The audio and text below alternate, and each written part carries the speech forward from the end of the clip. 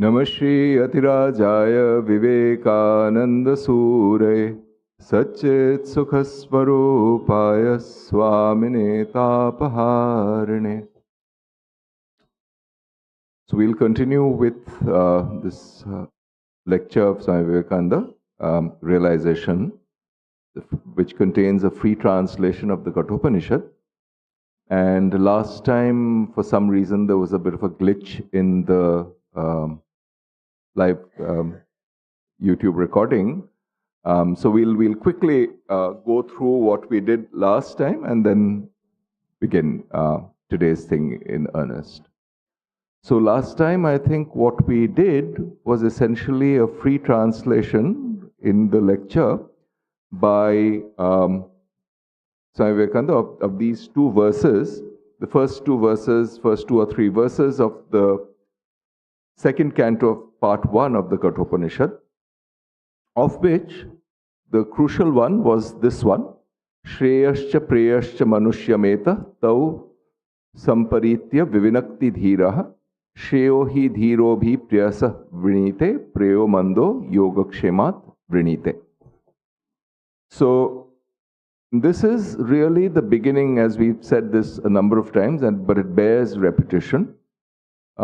This is really an answer to this question, which is the central question that the Kathopanishad addresses. Yeyam prete vichikitsa manushe astiti eke nayam astiti chaike. I mean, after death, does one exist? Does one not exist? This is the question that was posed. And the answer is given in this form, that which is the pleasant or that which is desirable and that which leads to perfection or that which is the good are two different things. And we've stressed this, but I was requested to revise this today, so I'm doing that.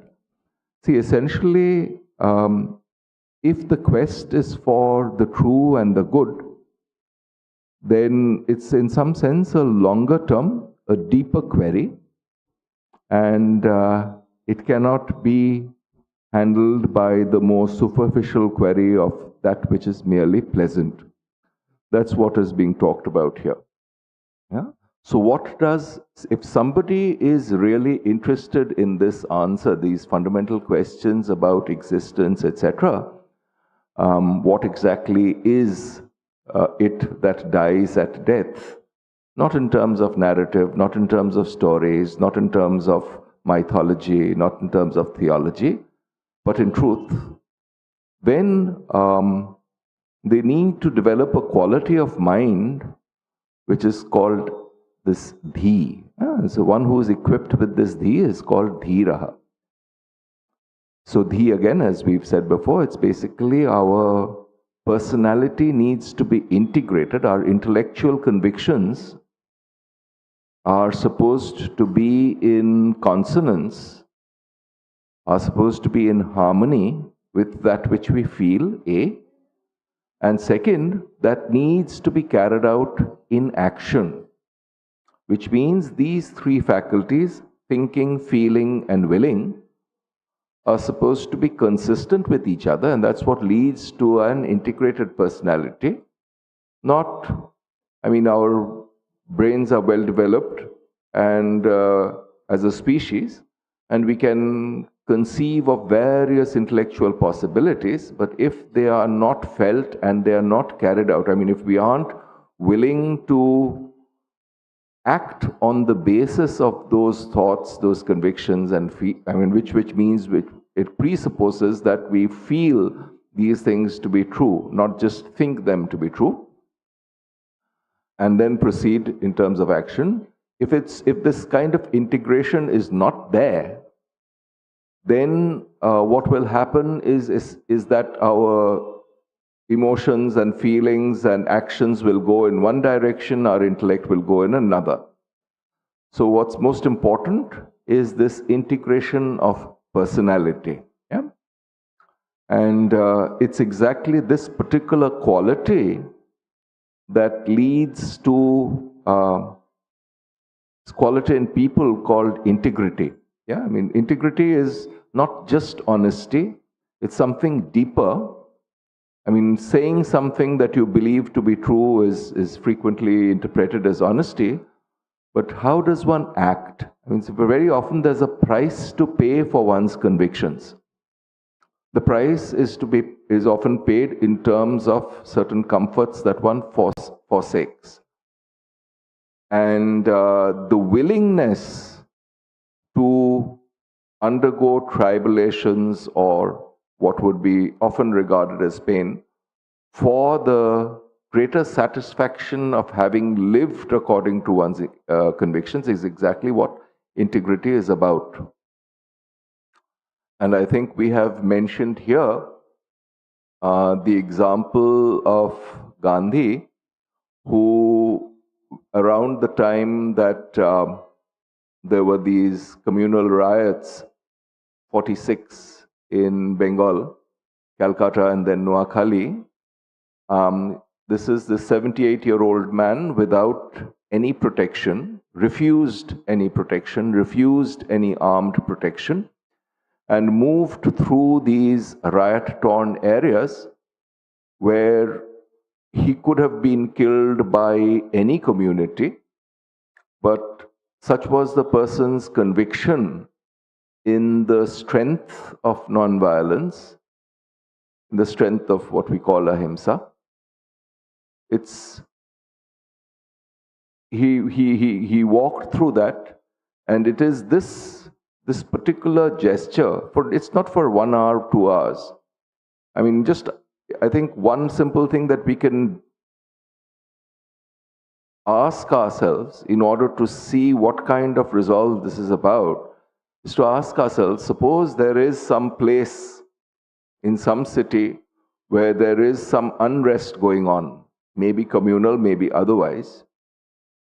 How many of us have that strength of conviction to walk into such an area unarmed and have no fear? Yeah? See, essentially, this gesture, walking through riot-torn areas for 18 days, it can't come all of a sudden. It's an act, but that act is based on a lifetime led on the basis of certain convictions. It's that which leads to this kind of integrity in a person. It is possible that we can agree or disagree, but the integrity of the personality as exemplified by this kind of an act is something that is indubitable. Yeah? So it's not something that one can argue against. So this is really what is being talked about here, and it's a quality that other personalities recognized. Swami Turiyananda in the context of the Ramakrishna mission, Ramana Maharshi in another sage. I mean, these are people who recognize this integrity in Gandhi. I'll just repeat one more anecdote which I'm familiar with, one of the 13th president of the Ramakrishna mission was Swami Vidyanathanandaji, and we were discussing this with some of our brother monks just yesterday. So he was in Rangoon in around the time that the Second World War was breaking out, and it was a hospital center where there were places for treating patients, and that place had been bombed. Yeah. And essentially, people had told him that, look, it's now the war's breaking out. It's time for you to walk back to India, to travel back to India. And he was offered a steamer ticket. In those days, steamers or these small ships were the usual means of travel. This is in the 40s, early 40s. His response to that was, look, the other people who are fleeing the country at this stage are doing so on foot. And here I am actually talking about this equality amongst people. How am I to accept this special privilege when other people are walking through forests without any protection and no amenities? I will have to be one with them, which means I will have to go through the same experience that these people are going through. So he refused the ticket. and walked with them. Now, walking from Rangoon to India is not something that is for the faint-hearted. What happened on the way was that he had to walk through a jungle. There's a lot of the road was through a jungle, and there wasn't medical. There weren't medical facilities available, which means that people were dying of cholera around him. He had some little medication which he put in the mouths of these people around. And then, by the time he reached India, the tall man, close to 6 feet, his weight had been reduced to something like 39 kilos or thereabouts. So, and on the way, there were people who had actually died of cholera. So when one is actually saying that I'll walk with these people and put into practice that which we believe in, that means the service of other people as equals, this is not something that is just a casual thing that one talks about. It's only when that is carried out in practice that it lends this particular quality of integrity to a person's character. It does not matter at a certain level, ideology or belief systems, theology, etc., are very superficial things in comparison.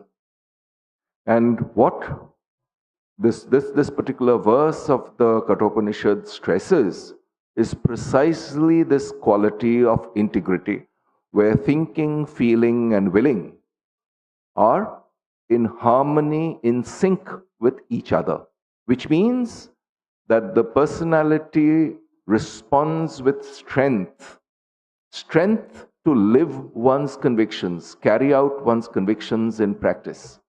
It's precisely this that leads to such people, when they talk about such things, there is not necessarily something which is, their lectures need not be things of great oratorial excellence. Though Ranganathanji himself was a great orator, but it's not necessary.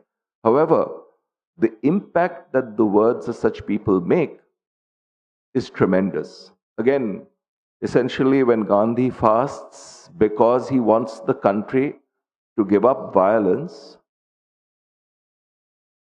people who are there in riot-torn areas listen to him. What is it that is there in the man's personality that affects even violent people?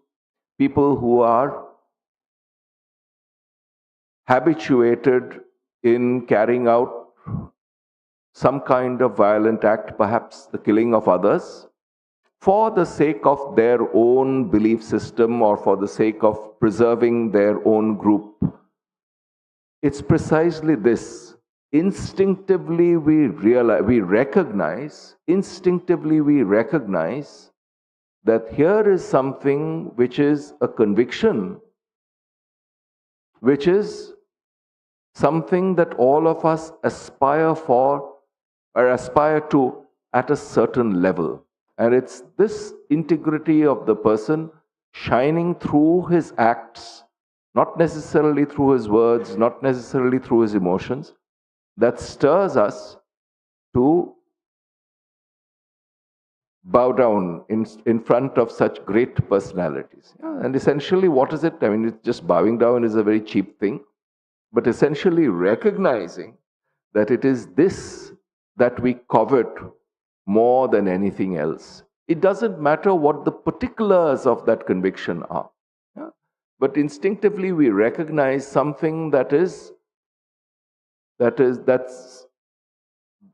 defines greatness or nobility in a human being. And it is this greatness and nobility reflected in action that inspires us to imbibe such qualities in ourselves. It doesn't mean that we will have to imitate them or even emulate them. But it means that we recognize this quality of head and heart and hands, basically all these things carried out in sync, carried out in practice, recognized, and then we start investigating through this introspective analysis into ourselves and try to bring forth this quality of integrity in ourselves. Without this quality, a question that has been posed here, does one exist at death, or what exists at death, what vanishes at death? Such a question just cannot be answered. Why? Because in order to arrive at a genuine answer to this question, the quality of mind that is necessary is exactly this integrity. Another example I would like to cite in this context is that of Bhagat Singh, whose political beliefs might have been very different. But in terms of integrity, this man shared that same quality. He was offered, basically, I think there was a prospect of his being freed, not being executed for what was perceived as activity against the then British Empire. He refused that, basically because he felt that this giving up of his life would inspire people to work harder and work with more conviction for the freedom of his motherland. And so while Gandhi himself was a very religious man, Bhagat Singh was the complete opposite. In jail, he wrote an article, Why I Am an Atheist. And in it, and subsequently, he said that, which means basically he did not have any belief in this kind of theological thing in terms of the hereafter. But he said that, and there's this famous quote of his, which I'm just paraphrasing at this stage, without hope for the here or hereafter,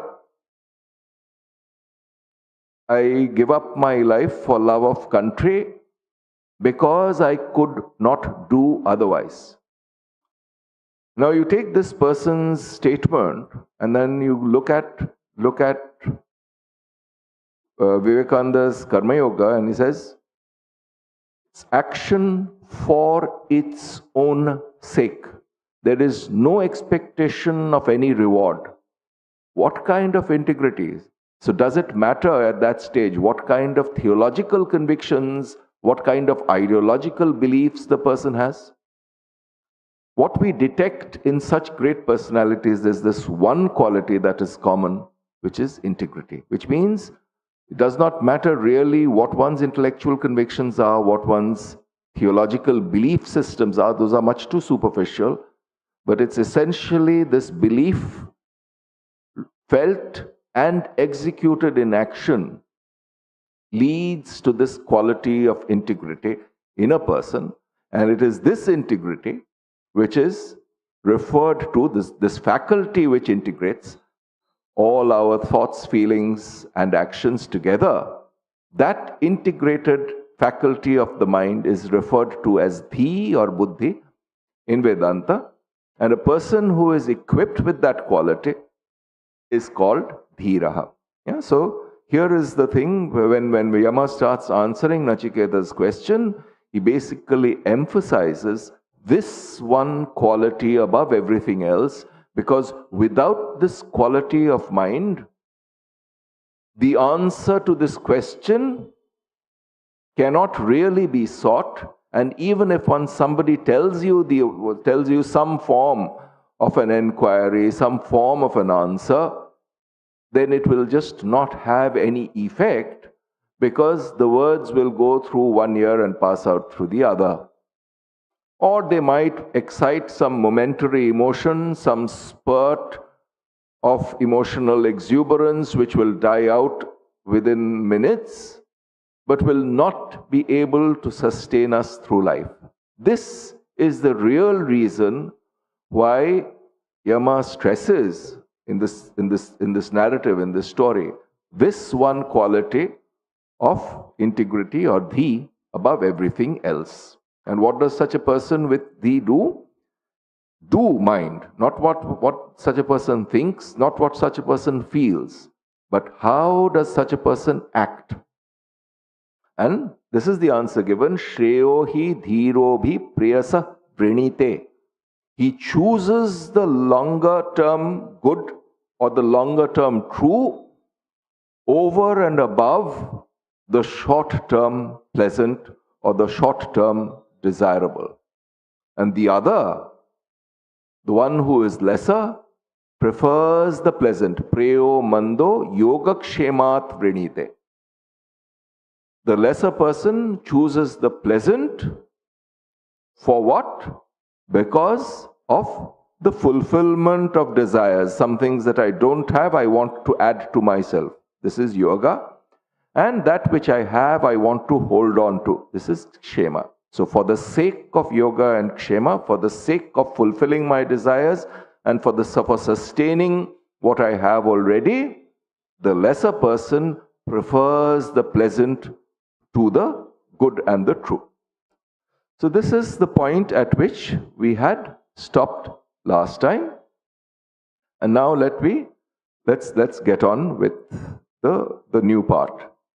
Yama said, that which is beyond never rises before the mind of a thoughtless child deluded by the folly of riches. This world exists, the other does not. Thinking thus, they come again and again under my power. To understand this truth is very difficult. Many, even hearing it continually, do not understand it, for the speaker must be wonderful, so must be the hearer. The teacher must be wonderful, so must be the taught. Neither is the mind to be disturbed by vain arguments, for it is no more a question of argument, it is a question of fact. This part has been quoted by Vivekananda, is a free translation of the Kathopanishad. So let's go back to the Upanishad and look at the original passages, and then we'll come back and try to expand on what exactly this means.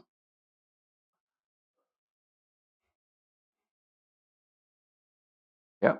So in the Upanishad, there is one particular passage which is relevant here.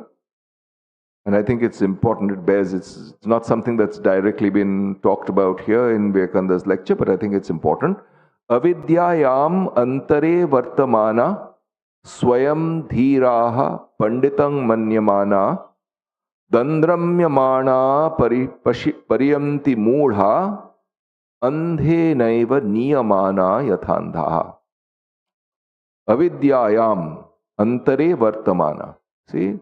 Basically, it means if we introspect, then we see for ourselves, nobody has to tell it to us, where our ideal, where our things that we feel we are convinced of, is these things are not in sync with our actions. It needs a fair bit of introspective analysis to do this. It is only when one sees this that one will try to correct one's actions for oneself. Yeah? On the other hand, one could ignore our subjective actions, and having read a bunch of scriptures, a bunch of these spiritual books, so to speak, consider oneself, or literature or philosophy, consider oneself very learned. And Swayam Dhira Panditam Manyamana, that I am somebody who is equipped with this faculty of Dhi. I am somebody who is a Pandita, learned person. So literally, Pandita does not really mean learned person. Yeah, in another place, Shankara says, Panda iti Atma Buddhi. And so which means basically somebody who is equipped with this introspective intellect. So that somebody who has that faculty is called a Pandita. It's the same meaning as Dhira. Yeah? Swayam Dhira Panditam Manyamana. So, despite the fact that our actions are not measuring up to our beliefs, we consider ourselves Pandita or Dhiraha. Yeah. Which means basically we are deluding ourselves. We are being dishonest with ourselves. It's lack of integrity. Yeah. So why? Because these things are covered up. We try to cover these up in our own minds and pretend some things to ourselves. So in the previous paragraph, Vivekananda talked about pretensions. Despite all our pretensions, he had mentioned this, and it's essentially this. It's precisely this pretentiousness which leads to pretending to be things that we are not, instead of recognizing our own shortcomings and then trying to overcome them. I mean, the thing is, nobody is going to blame a person if one recognizes the shortcomings that the person has, because all of us have that. So this is this particular verse.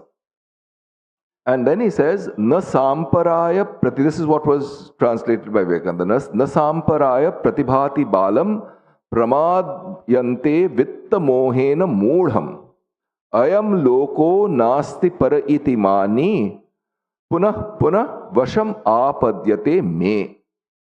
Yeah? So this is what was translated freely in this passage that we just read out. Na samparaye pratibhati balam, which means this that is not caught within the framework of senses of space and time is not something that is perceived. By whom? By bala. Bala literally means young people. It means basically the uncultivated mind. Here it literally means person incapable of introspective analysis.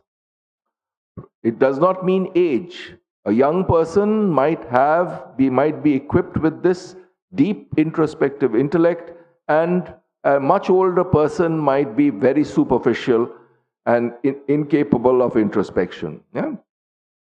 But it's basically the quality of mind that is being talked about. Pramadyante vitta mohena moodham. Moodha means person again who is incapable of differentiating. Yeah? Moha, that's the word from which this word moodha. One who is under the thraldom of moha is called moodha. Yeah? So which basically again translated as aviveka, lack of discriminatory intellect, lack of analytical powers, lack of introspective analysis. And what does such a person think? Ayam loko nasti para iti mani. This world with its commonsensical perceptions is all that there is. Yeah? Proceeding with this kind of an instinctive belief, what happens to such a person? Punah punah vasham apadyate me. Comes repeatedly under the command of death, which means essentially it does not have to mean in terms of any theological reincarnation or whatever. It's basically at every moment this person undergoes this experience of self-forgetfulness. Yeah? Pramado vai mrityu. I think in another famous passage, this is from the Shanti Parva of the Mahabharata, called the Sanat Sujatiya Samvad. In that it said, Pramado vai mrityu. Pramada is this getting caught in this illusory daydreaming or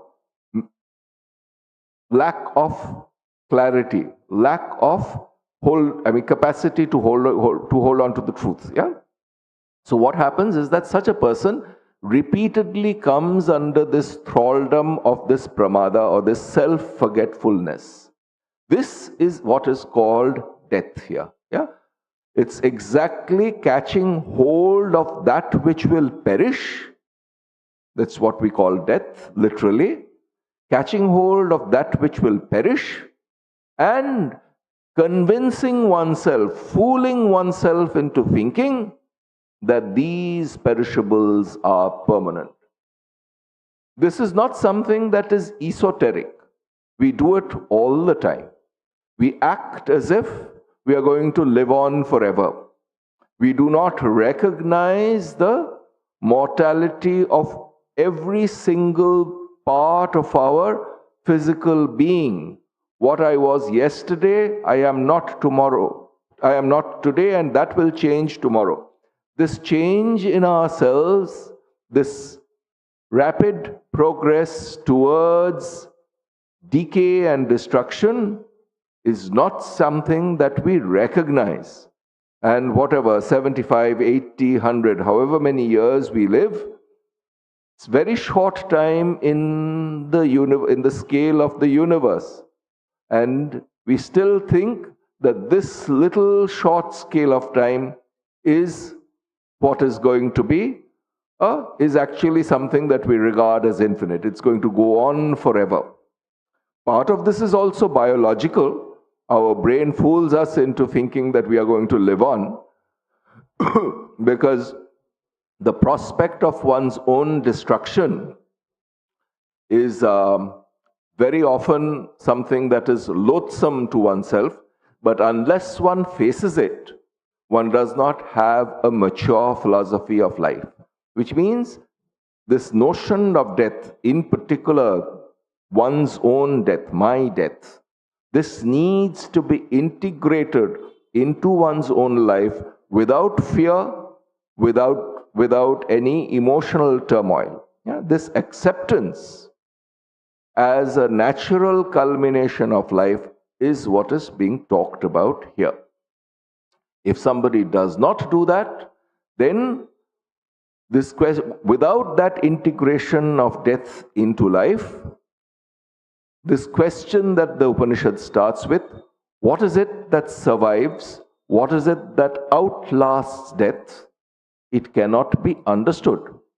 So which means this is really what is explained by this metaphor of this young child, young Nachiketa, handling death face to face. Yeah?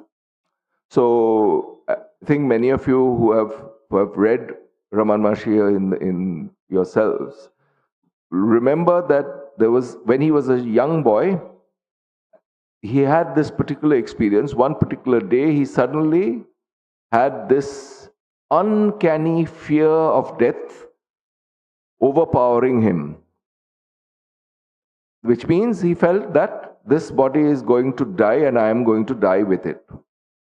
Because he was a personality with a very high quality of mind, he immediately detached himself and witnessed this experience. And then enquiry started. What is going to die? This body is going to die. And then it is going to be taken to the cremation ground. Fire is going to be applied to it. All the flesh, the skin is going to burn, and hair and flesh. And then all that we used to assign as our self-identity, namely this physical body and mind, all of that is going to get destroyed at death. But he, because this was something that he was doing with great earnestness, the urgency of the situation evoked this earnestness. He was still there, he says, despite this destruction, I am still there to witness my death. And so therefore, that which is seeing this whole experience and feeling it and seeing it is not something that is subject to death, is what is becoming clear. This is a subjective conviction. I think if you try to put it in objective terms, it's going to be impossible. Why? Because anything that can be objectified is mortal, is subject to death. However, because of this earnest introspective intellect, he caught hold of the subtle truths that these books these Upanishads are trying to explain to us. And essentially at that moment, this person's mind, Ramana Maharshi's mind, is equipped with this faculty of extreme alertness, so that all that is phenomenal, basically changeful, is seen from a completely detached perspective. Yeah? And it goes on, the Upanishad, Shravanayapi bahubhir yona labhya. And this is the subtlety of this of these notions that is being explained here. Shravanayapi bahubhir yona labhya, Shrinvantopi bahavo yona yamna vidyu, Ascharya vakta kushalasya labdha, Ascharya gnata kushalanu.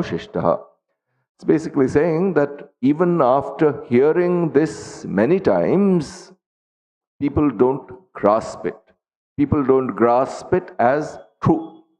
Yes, we have heard these words, but they just go around in our heads as words. We first don't feel it, and even if occasionally we do feel it, we are unable to carry it out in practice. That's what is being said here. And then, na narena avarena prokta esha suvigneyo bahudha chintyamanaha ananya prokte gatiratra nasti aniyan hi atarkyam anupramanat. Yeah? Basically says that if an inferior person, a person to whom this thing has not become true, these facts, these ideas that we are talking about have not become true in terms of thought, word, and deed, which means essentially has not been grasped by this faculty of dhi. In other words, somebody has not become dhira. If such a person says these things, then it is not something that people will respond to, because the person who is talking about it has not grasped it. This ring of truth will not be there. What will such a person do? They will go on arguing in terms of logic chopping, so to speak. It says, Na esha tarkena mati apane. This is where the Vivekananda's passage concluded, and we'll start with this next time. It says, Na esha tarkena matir apaneya proktanyenaiva sugnaya preshta yang tvam apa satya dhritir vatasi twadrigno bhuyat nachiketa prashta. See, first it says, Na esha tarkena mati apaneya. Let's just go back to the original passage, and it says, neither is the mind to be disturbed by vain arguments, for it is no more a question of argument, it is a question of fact. And this is what is being translated. I mean, the original passage that is being translated is this: Na esha tarkena mati apaneya. Mati is this clarity of mind. It cannot come through vain argumentation. Vain argumentation is essentially this externally directed analog of introspective analysis. This sat asat vichara. What is it that is true versus what is untrue? And trying to hold on to that with one's whole personality. This is sat asat vichara. Instead, one could go on arguing. That external argument, one can win arguments thereby, but it's of no value. It's of no lasting value. That's what is being said here. Na esha tarkena mati apaneya. Prokta nyenaiva sugnaya preshta. Yam, but what about Nachiketa? What has happened to him is that he has actually evinced interest in the answer to this question, and he is, though he's a very young in terms of his number of years he's lived, he's clearly equipped with a very deep quality of mind which allows him to forsake all these joys and pleasures which would take the mind away from this one-pointed enquiry. So, yang tvam apa satya dhritir vatasi. Satya dhriti. See, there are two things. One is satya here, that which is true.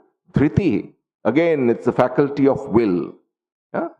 Vivekananda talks about Jnana-Yoga is this, it's essentially the analytical will of the philosopher. The will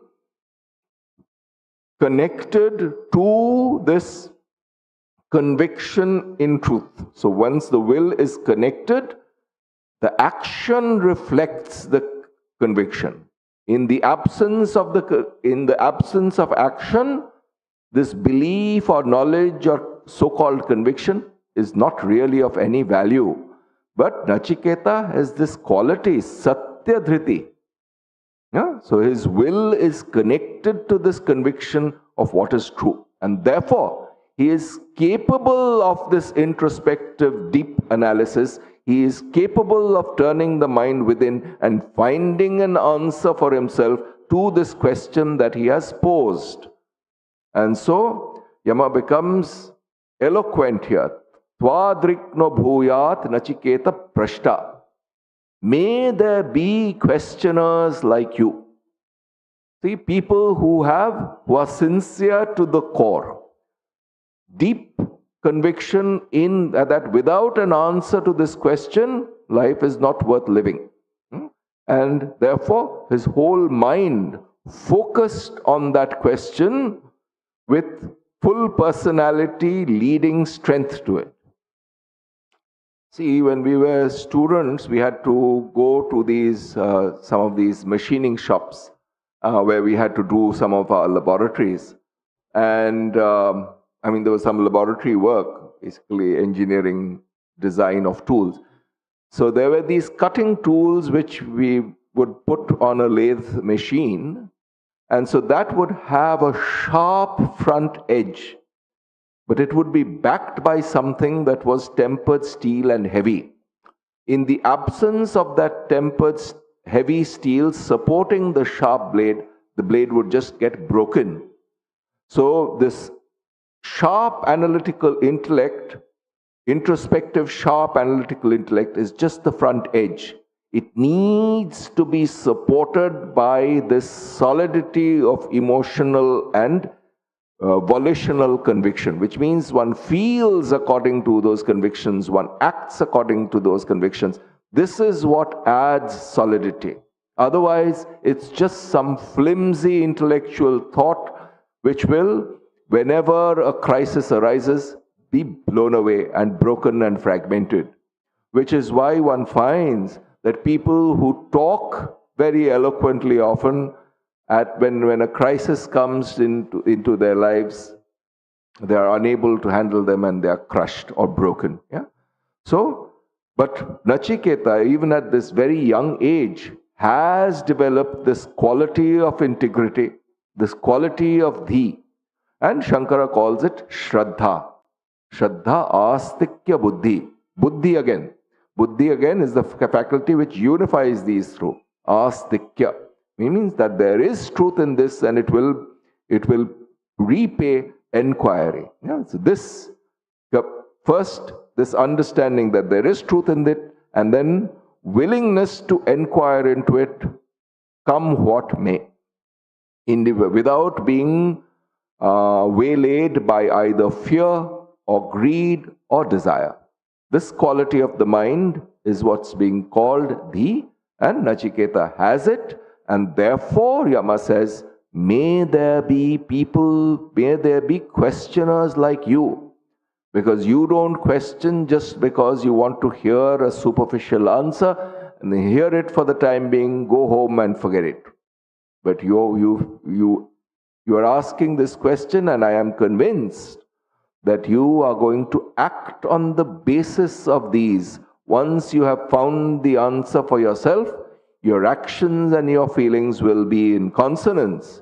Therefore, it's an integrated personality guided towards this higher goal of truth, which is led to this question, and therefore, may there be more questioners like you. We'll conclude here, and we'll come back to this next time, because this is what we'll expand on. Om Shanti Shanti Shanti. Hari Om Tat Sat. Shri Ramakrishna Arpanamastu.